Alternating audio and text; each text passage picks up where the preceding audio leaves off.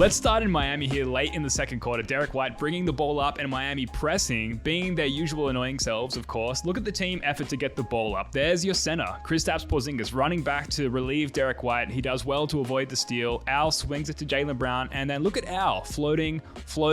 Then he takes this like stroll through the lane. All the Miami defenders are totally preoccupied, and then Jaylen Brown makes this pass that only 2024 Jaylen Brown can make. He's not making this pass last year. Yeah, so Miami's in this like kind of high schooly 3/4 court trap, and it almost works. And yeah, KP does a really good job. But the thing about when you bring full court pressure is, especially when it's a zone look like that, you're going to get cross matches or you're going to have to float back into a zone. So Miami floats into a zone. It's a good swing by Al down to Jaylen Brown. And then he just kind of is really patient, and Bam is focused on KP kind of in this high paint look, and Al just cuts right behind him, and it's a great pass by JB. Yeah, the most impressive part of the play might be the 7'3" Latvian dude who catches the ball at midcourt, hits like a half spin, takes a couple dribbles, and as soon as he senses the devil magic of Caleb Martin right behind him, swings it to Al Horford. Jaylen Brown gets into his newfound safe space in the 2024 season, which is the post on the baseline where no one can sneak up to him. Everybody's just so freaked out by KP, like Bam and Rozier. They don't even move. Horford just goes top of the key and just strolls all the way to the rim, completely unimpeded, and easy pass for JB. Staying in Miami, the Celtics now employing a full court press of their own. This is where Pritchard is really solid defensively despite his size, but it's Drew Holiday calling out the defensive assignments while simultaneously making the steal with his quick hands. Yeah, so the C's are in a 2-2-1 press, which isn't really like a turnover press. It's kind of like a eat up the shot clock press, which they do a really good job of. So Miami's got like 8 seconds down in the shot clock, and then they float down into that 2-1-2 zone that Joe has really liked recently. And Drew just does such a good job of like being in the middle of that zone, tracking cutters, tracking everything. And he just reads this pass, reads Jaime Jaquez Jr. and makes it like an incredible over the shoulder steal. Yeah, that's what's cool about this play. Like, it's clearly not designed to try and get a turnover in the backcourt. It's like, can we just throw a curveball at the curveball devils themselves? And it does just enough to just kind of speed them up. Like, Jaquez is just a little flustered, where it gives Drew Holiday, who's essentially become, you know, the Tom Brady of zone QBs at this point. And he just gets like a really simple steal for Drew Holiday, and then back the other way we go. One more in Miami. Why not, right? We got the regular season sweep on them this year. The Derek White entry pass is great, but Spoonie, why is this play so underrated? Miami brings full court pressure, again, probably just to slow the Celtics down, but the C's do a really good job of getting past it. And when you're bringing full court pressure, you're gonna have cross matches. Like, it always happens. And in this case, Duncan Robinson is matched up on Kristaps Porzingis, which is a pretty bad matchup for Miami, if I could put it mildly.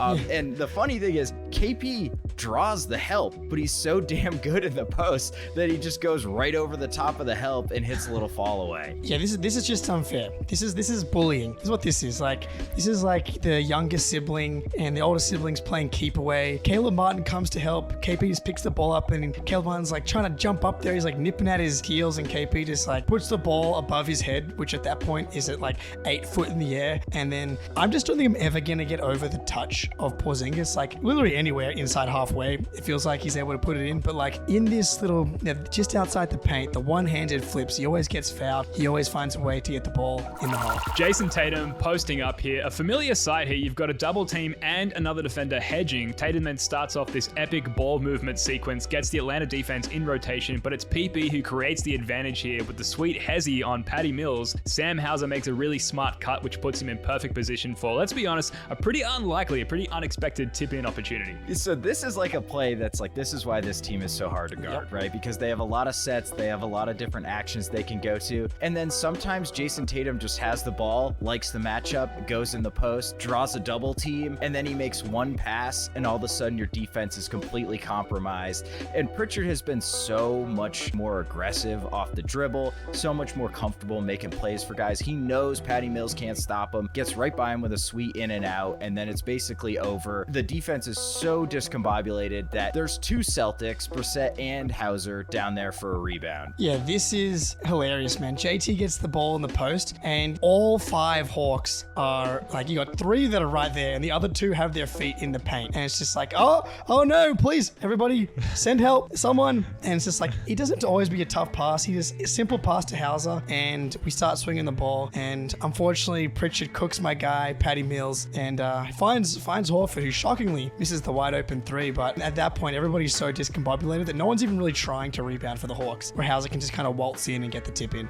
Look at how the Celtics get Trae Young matched up on JT in the post here. It's brutal. It's just not fair. Pritchard screens for Tatum off ball. It's a great screen from PP, by the way. Atlanta have to switch, and then Trae is just stranded on Tatum Island here. Yeah, so it's a back screen. It's a UCLA cut from Jason Tatum. And yeah, You're right. It's such a good, solid screen from Pritchard that the Hawks have absolutely no choice but to switch that. And trust me, that is the last thing they want to do when it's Trae Young switching onto Jason Tatum. And it's easy money, but I think my favorite part is he just reading Jalen Johnson. So once he catches, Johnson takes 1 step away from Jason Tatum after coming to help, and that's when Tatum hits his move, and it's an easy layup. I love this play. It's unfair on so many levels, and that's just kind of the reality of the Boston Celtics matching up with the Atlanta Hawks here. But Pritchard levels Hunter with a screen right in the windpipe, and Hunter realizes immediately that Trae's in trouble, but he's like, fuck, I know this guy Pritchard can bomb this thing from 30 feet. And then Tatum faces up on Trae, and like, he makes his move, and Trae literally does nothing. Doesn't put a hand up, doesn't move a foot at all. And like, Tatum does a great job of reading where Johnson is, but like, Johnson's a really athletic 6'8" dude, like gets pretty good contest at the rim here, but Tatum's just become that good of a finisher, pops it in with the left hand. PP in the windpipe, it's savage. And finally, last night, Brooklyn come to town and get absolutely pantsed. Tatum fakes the 2 defenders sort of over the top of the Hauser screen and then just lobs it up over to him, and from there the Nets are just like in nightmare level rotation. Hauser in his bag here makes a no-look pass out to Drew, quick swing to Derek, cash money. Dude, there's just so many different variations of a pick and roll you can run with this team. Like we're having Sam Hauser set the screen, right? So the Brooklyn Nets are thinking, well, he's just gonna pop. We can both go to Tatum and probably recover back to him. But no, Hauser rolls into the short roll. It takes like a dribble and like dodges a defender and then makes a really nice kick down to Drew Holiday, who I thought was just gonna splash that. But no, he makes the extra pass to an even more wide open Derek White. You know that's going down. This is the evolution of the team in one play, like Tatum and the short roll passing becoming so accurate, and this is why Tatum has to take and make pull-up threes. Just the threat of the Tatum fake on the pull-up 3, both defenders bite. Sammy rolls. I mean, he clearly been watching football this year. He throws the Stafford no-look pass to Drew in the corner, who, you know, obviously shooting 47.4% on catch and shoot threes this year, but finds the guy who's shooting 50, 40, 90 on the season pretty much, and headband Derek does the rest.